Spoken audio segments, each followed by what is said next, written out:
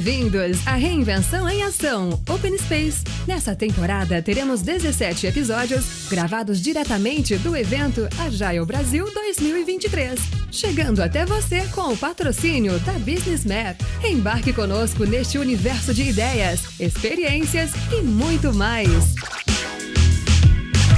Olá pessoas, estamos aqui então para mais um Reinvenção em Ação, um podcast aqui do pessoal da Business Map. Estamos aqui com meus dois amigos, Felipe Oliveira e Bruno Mata. Por favor, fala um pouquinho de vocês aí pra galera. Beleza, pessoal, boa tarde, espero que todos estejam bem hidratados. Né? Eu não sei se tá de tarde pra quem tá ouvindo. Não? Pois é, pode ser que seja de manhã, pode ser que seja de noite já. Ou então, de madrugada. Boa tarde, bom dia, boa noite. Felipe Oliveira, sou o fundador e CEO da Mindset Ágil, uma empresa que foca em educação corporativa, consultoria e tecnologia, para ajudar as empresas a construir eficiência, eficácia e governança enxuta no dia a dia. Sou também parceiro aí da Business Map e cofundador, coautor das formações de gestão de fluxo que a gente tem hoje no mercado. Legal. Boa tarde para todo mundo também. Meu nome é Bruno Mata.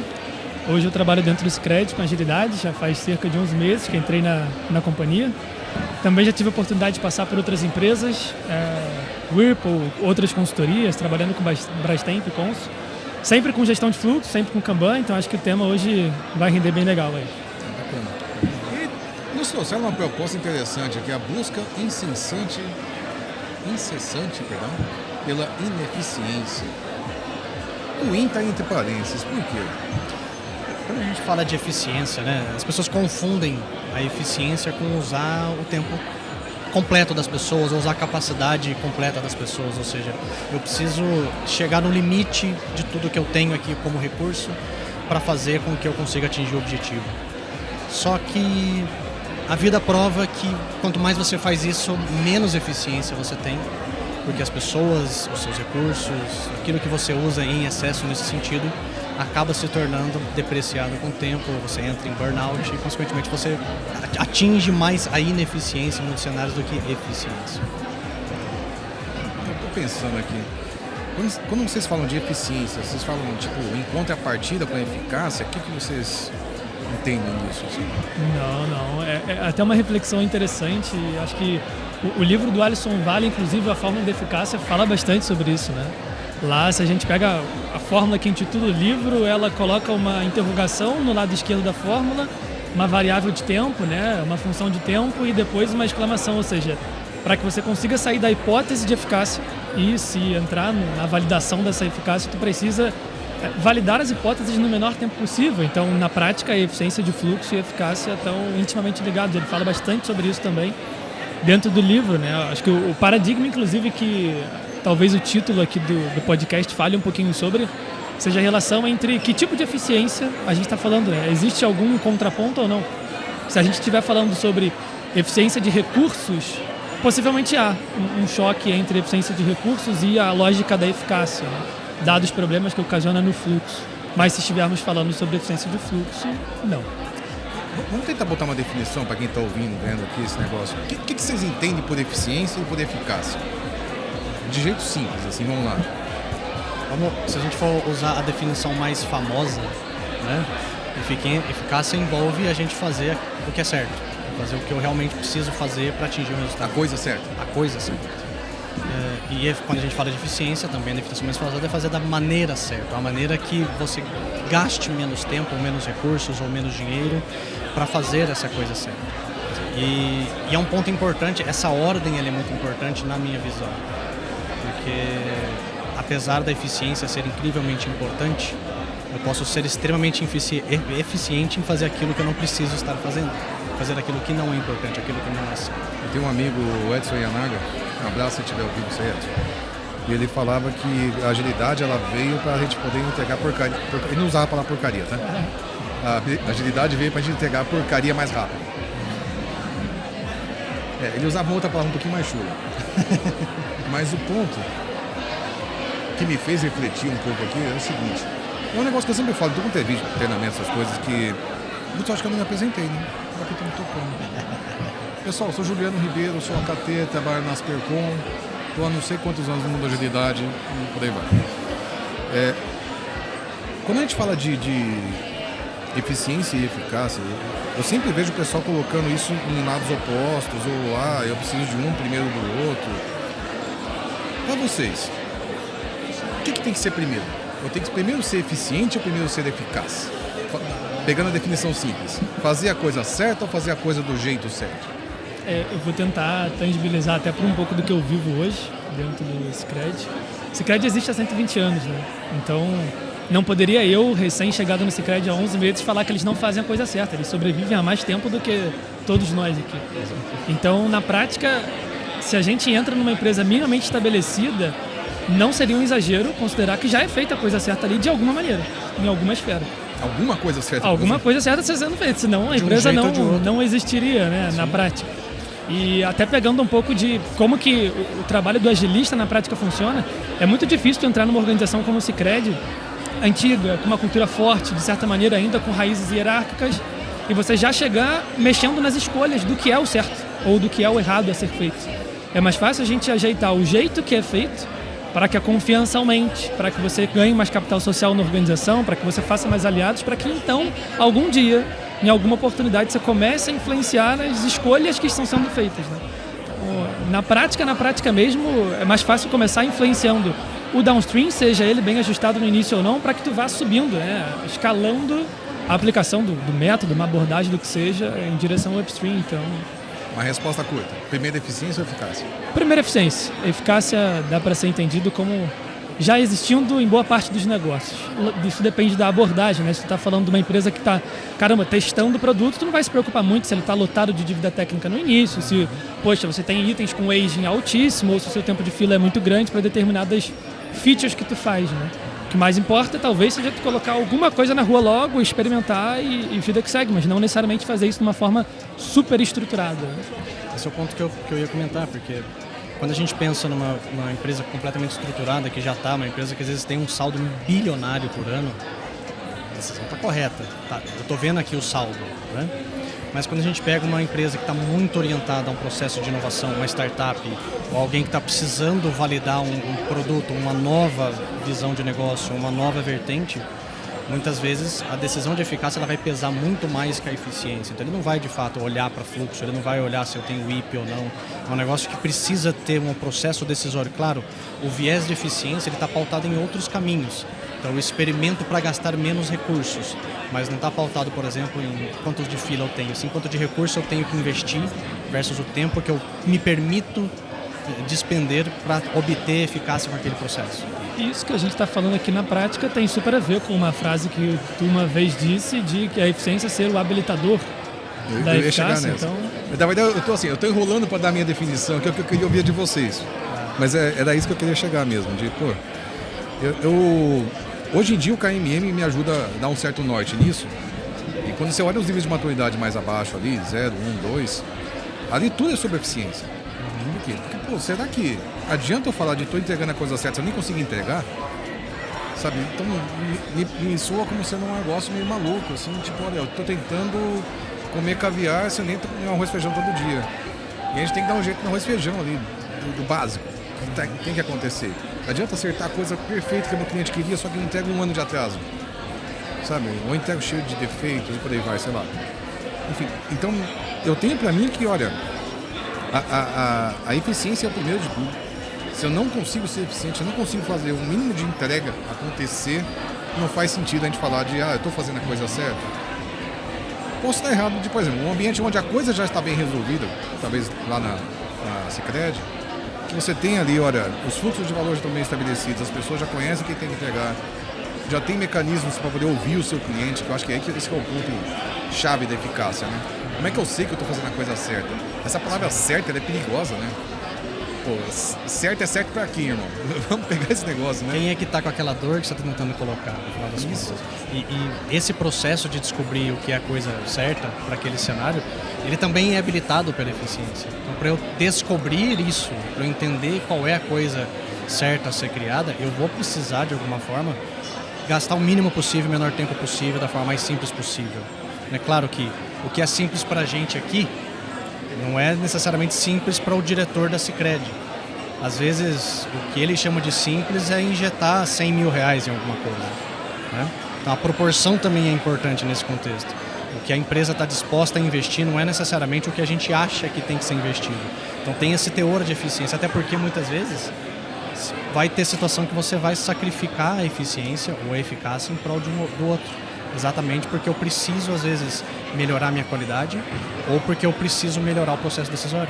Bom, exemplifica um pouco nisso. Se você tiver um exemplo disso, traz aí. Quando que a gente abriria a mão da eficiência em prol da eficácia? Cara, legal pensar. Deliberadamente. Legal pensar sobre isso, porque... Eu gosto desse exercício mental, sabe? Imagina que tu tá dentro de um determinado fluxo que trabalha um produto digital lá do Sicredi e a gente quer fazer uma coisa que não é vista no mercado. Nenhum outro concorrente fez, Unicred, Cicobi, qualquer outro concorrente tenha feito. Essa funcionalidade, esse serviço, essa demanda, essa solicitação, ela envolve um quê de complexidade? Complexidade faz com que o tempo de processamento das demandas nas suas fases aumente, a taxa de incidência de erro aumente, pode surgir algum bloqueio inesperado. Então, na prática, neste momento, você estaria priorizando o valor em detrimento daquilo que é o fluxo, em detrimento dos tempos, em detrimento da movimentação, em detrimento da ineficiência do processo. Então, tu está priorizando algo que é muito importante, dado um determinado contexto, mesmo que isso signifique você acrescentar variabilidade no seu sistema. Então, ok. Talvez seja importante não fazer isso o tempo todo. O tempo todo está acrescentando demanda com alta, digamos, um alto peso ali, né? Então, é aquela velha máxima. Tu coloca uma demanda muito complexa e isso bagunça o sistema. Coloca uma demanda muito grande e isso bagunça o sistema. Mas, e se eu fizer isso e isso for valioso? É gestão de fluxo, né? Eu não estaria tanto nessa seara. É que eu estou pensando assim, poxa, num ambiente de inovação, como você trouxe. Um ambiente de experimentação, onde tem baixa certeza sobre aquilo que o cliente quer.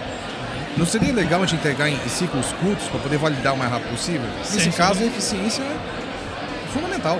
Fundamental. Até para poder saber se eu estou sendo eficaz ou não. Sim. Então, mas...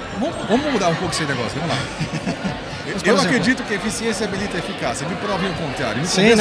Não, mas eu não acredito no contrário, não. Mas há situações, por exemplo, vamos pegar exemplos do próprio Don Reinertsen, né?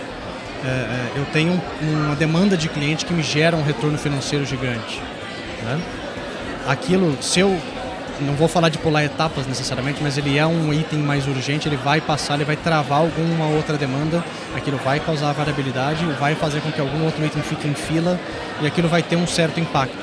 Pode ser que o impacto seja pequeno, mas existe impacto. Eu vou aumentar a minha fila aqui de um dia para 3 dias ou para 4, né? Mas o retorno financeiro em cima dessa tomada de decisão vale a pena.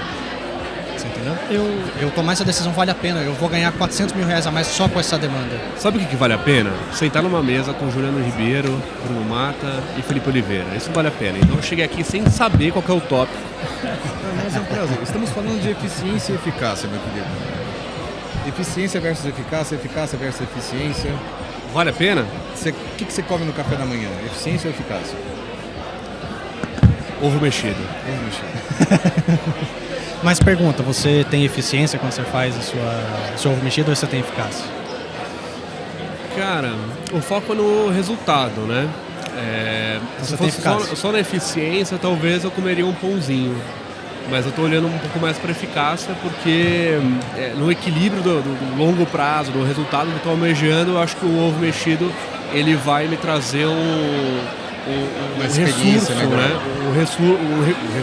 O recurso natural que vai me ajudar mais no longo prazo. Mas tem dia que, cara, a coisa tá feia e é só eficiência mesmo. É o curto prazo ali. Mas eu gostei do exemplo do ovo mexido. Até porque eu cheguei no almoço agora, então não tô com fome. Mas vamos lá. O primeiro ovo mexido que você fez, é você mesmo que faz? Sim, geralmente sim, depende, mas sim. Mas digamos que seja sempre você. O primeiro ovo mexido que você fez, como é que foi? Ficou bom ou ficou... Não, ficou. Eu fiz, eu nem me lembro mais, eu era muito jovem. Assim, eu sempre tive autonomia, isso é um ponto importante. Legal. Mas assim, ficou pior do que é hoje, sem dúvida. Hoje você foi aprimorando o processo, hoje você rapidamente acorda, faz ali o ovo mexido e já se prepara para o seu dia de trabalho, né? Maravilha. Boa. Então veja, você ser mais eficiente na sua produtividade ali dos seus ovos mexidos faz com que você chegue naquilo que você queria de fato mais rapidamente.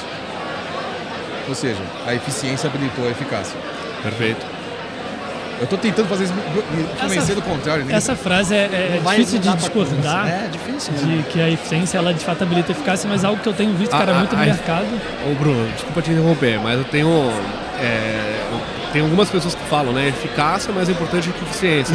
Isso é a regra geral, assim. Eu tenho uma ressalva, desde que a eficiência seja maior que 0. Porque se a eficiência for 0, você não vai entregar nenhuma eficácia. Mas ó, você tava falando do ovo mexido. Certo. Né? Do teste, da experimentação e tudo mais. Esse é um processo que ele mescla, eu acredito que ele mescla as duas coisas. Ele mescla os ovos. E ele mescla as duas visões, se for pensar. Porque eu estou buscando uma forma melhor para entregar aquilo que eu quero. Né? Então, assim como eu estou testando formas melhores de fazer... forma melhor é eficiência ou eficácia? Ele entra em eficiência, mas para atingir um resultado melhor, que é o que eu entro como eficácia. Né? E aí eu tenho processos menores, que são base da eficiência, que me permitem atingir um resultado melhor cada vez mais. Então, os dois vão caminhar juntos. Mas há um momento em que sim, você vai tomar uma decisão que pesa mais eficácia do que eficiência. Então, tudo bem para você gerar um pouco mais de variabilidade, ou tudo bem para você gerar um pouco mais de fila, em prol de algo que vai te dar um retorno muito maior do que aquela perda. Porque se eu esperei 3 dias de uma demanda, aquele o custo daquele atraso poderia ter me dado de prejuízo 10 mil reais, 20 mil reais. Mas essa entrega aqui me dá 400. Assim como eu posso despriorizar alguma outra coisa que talvez para o momento eu possa esperar para melhorar aquilo que eu tenho, né? Enquanto eu posso trazer visões melhores, práticas melhores, processos melhores. Então você está me dizendo que a gente está comprando uma dívida de fluxo, tipo uma dívida técnica. O que você acha? Às vezes sim. Às vezes a gente vai estar comprando uma opção que vai ultrapassar todas as outras dentro do fluxo, ou vai pesar um pouco mais. Mais pra frente a gente ajusta o processo, mais pra frente a gente paga. Eu acredito que isso não é um problema, mas o exemplo do ovo mexido é muito legal, cara, porque se a gente for parar a pensar, ele envolve um elemento que quando a gente tenta puxar o assunto para o mundo de produtos também tem que estar presente, que é para que a eficiência seja um habilitador da eficácia, ao final da entrega de algo tu precisa refletir sobre o que tu está entregando.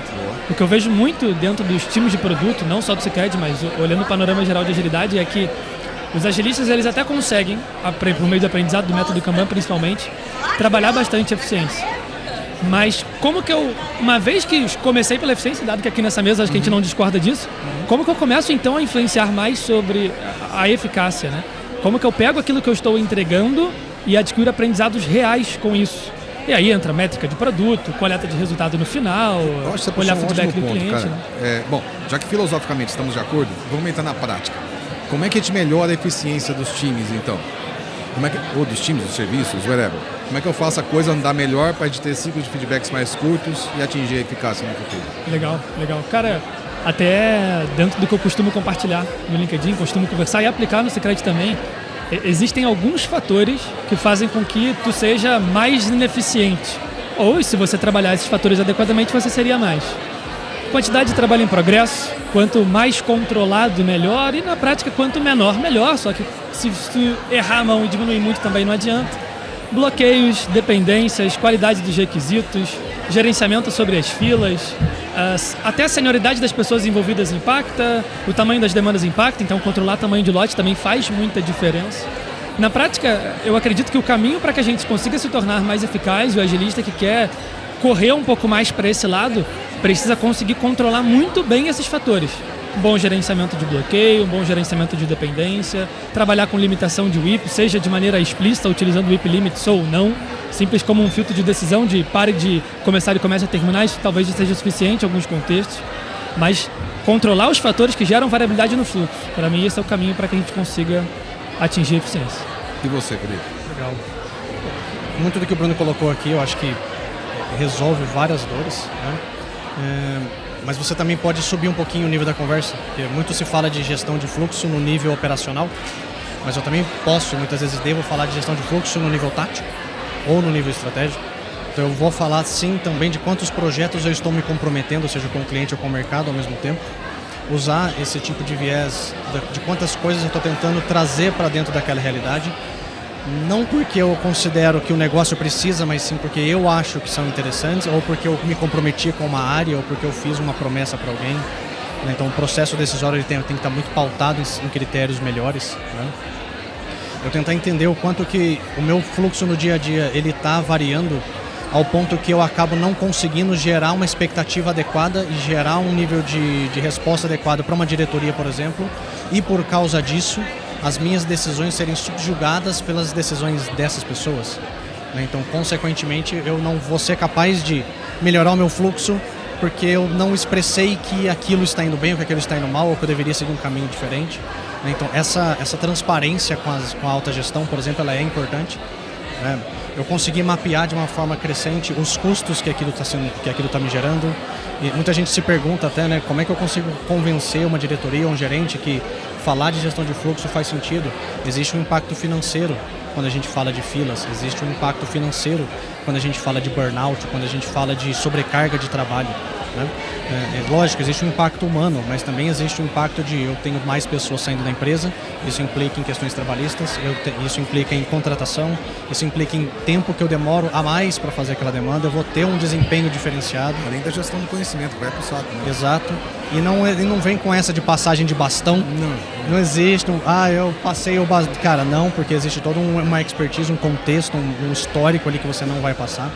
Tem um monte de coisa que é conhecimento explícito, mas o tácito é difícil de passar. O tácito é crítico para esse processo. Então, no final, eu preciso sim elevar um nível da conversa em termos financeiros, às vezes, e também em termos de outros níveis de conversa, porque vai acontecer muitas vezes que o meu fluxo operacional parece bom, mas quando eu penso em resultado, o fluxo de projetos não está tão interessante quanto isso. Então, é eficiência em níveis maiores.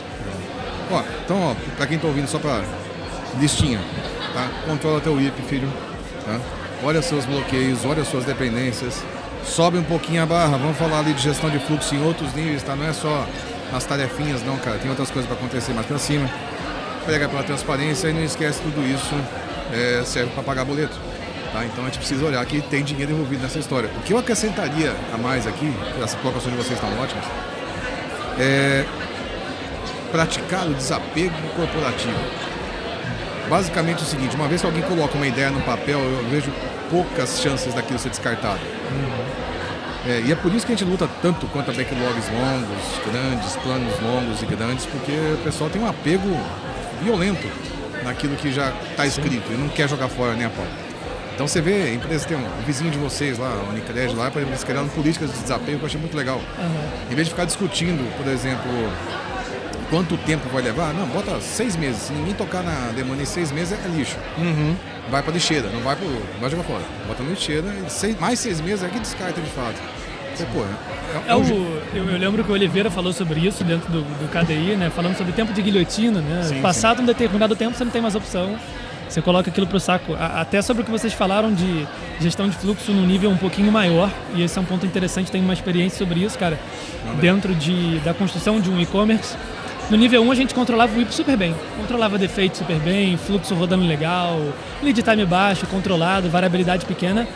Mas no nível 2, dentro de um e-commerce, a gente estava paralelizando vários módulos. Em quanto tempo o cliente veria aquele site pronto? Foi ver mais de 1 ano depois do site pronto. Então no fluxo de nível 1, bacana demais. Num fluxo de nível 2, e aí a gente pode nomear isso épica, feature, o que quer que seja, a coisa não saía, a gente não entendia por quê. Porque a gente estava limitando e controlando o fluxo, gerenciando o fluxo, não no lugar errado, porque o nível 1 também é um lugar de se fazer isso, mas a gente estava meio que cego. A parte mais acima do sistema que seria necessário gerenciar, né? Então é muito legal pensar de que gestão de fluxo, trabalho de eficiência, ele não é muito simples. A gente aprende isso dentro dos treinamentos da Kanban Universe, estudando, lendo, mas exige um quê de praticar, quebrar um pouco a cara, ver onde dá certo, ver onde dá errado.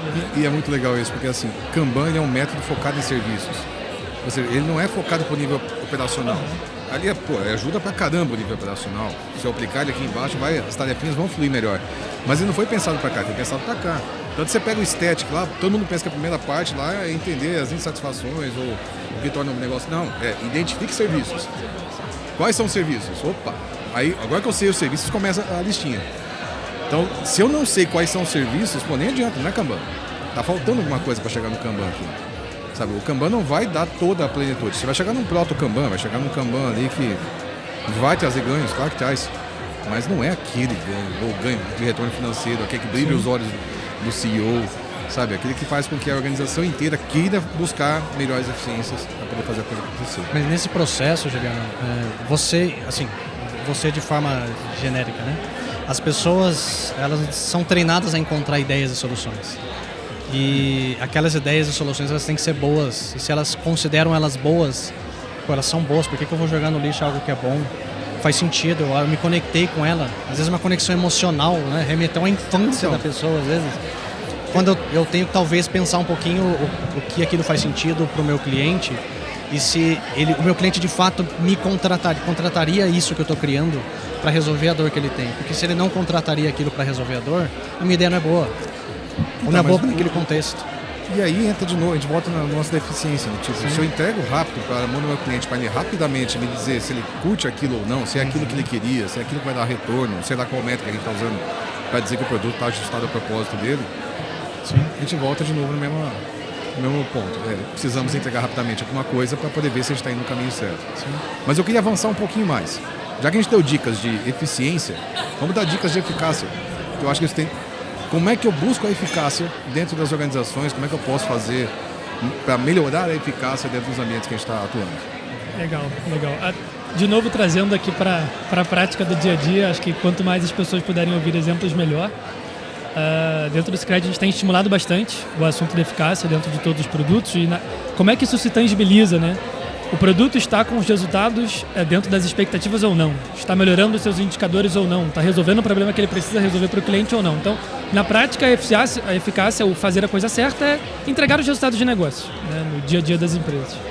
E dentro do Scred, a maneira que a gente tem encontrado para começar a estimular isso de uma forma mais forte é, para cada coisa que tu entrega no nível mais estratégico, épico, iniciativa, feature, existem duas coisas que tu pode fazer em curto espaço de tempo. Tu não precisa mudar o mundo para conseguir começar a trabalhar com eficácia, né?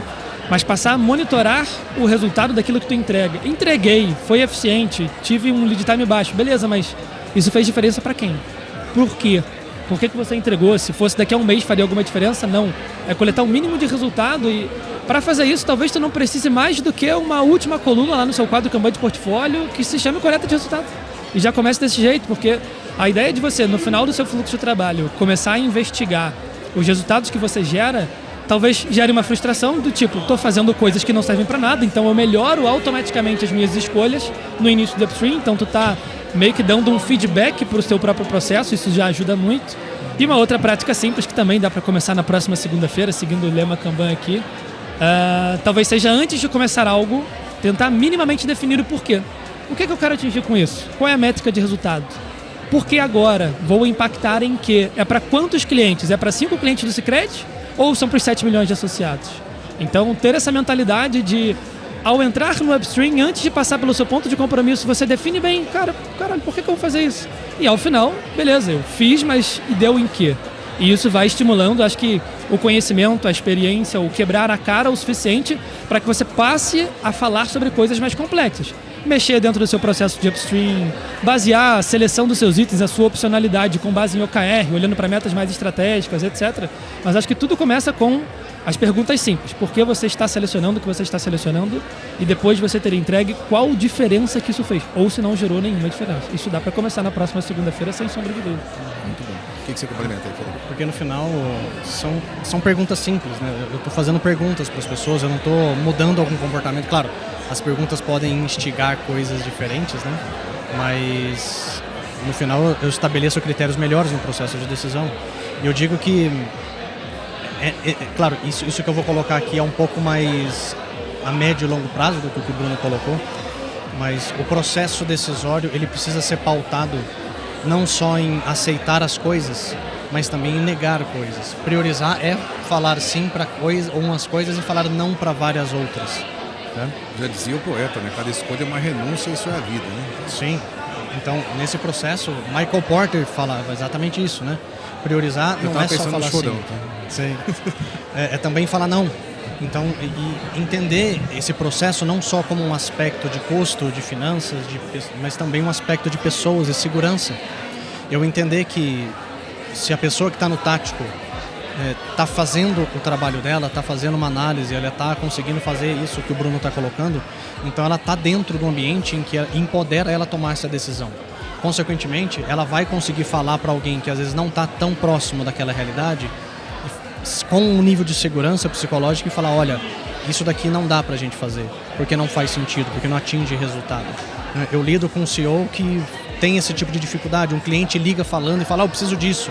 E ele já manda pro time, tem que fazer isso aqui porque o cliente vai sair e tal. E tudo bem, mas isso daqui impacta quantas pessoas nesse processo? Você está falando sim para isso aqui.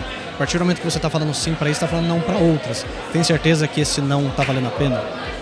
Então, isso é um pouco mais tenso de você conseguir, mas acredito que é o próximo passo do que o Bruno coloca aqui. Bom, eu só queria fechar colocando o seguinte, na minha visão, a gente precisa criar algum mecanismo para escutar o cliente. Sim. Eu acho que é aí que está toda a questão da eficácia. Se eu ignoro a voz do cliente no processo, a nossa eficácia ela vai estar muito pautada nas opiniões internas. A gente tem que expandir a mente da empresa, da organização como um todo, para além do que o nosso grupinho está vendo. Sim. Então, assim, tem dentro da Kanban Universe, por exemplo, o F4P, que é uma proposta. O NPS também é um jeito de fazer. Sei lá, o jeito que se vai fazer para isso, como é que você vai criar esse canal para coletar essas narrativas, entender o que está acontecendo, escutar essa voz do cliente, eu acho que nem entra muito em voga aqui, mas assim, crie uma maneira de escutar o seu cliente e que essa voz seja ouvida, obviamente, né? Sim. Não é só criar o canal e deixar lá morrendo a minga, né? E eu digo que esse Pregar no canal, deserto, né? ele é o canal prioritário. Ele não é a segunda voz da conversa. Vamos tomar uma decisão aqui, vamos ver o que o cliente acha. Não é isso, não é eu pedindo uma opinião.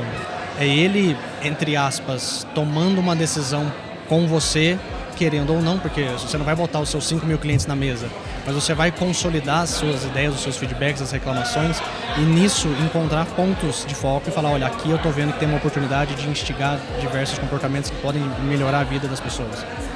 E o que você acha vem mais em segundo plano comparado com essa necessidade?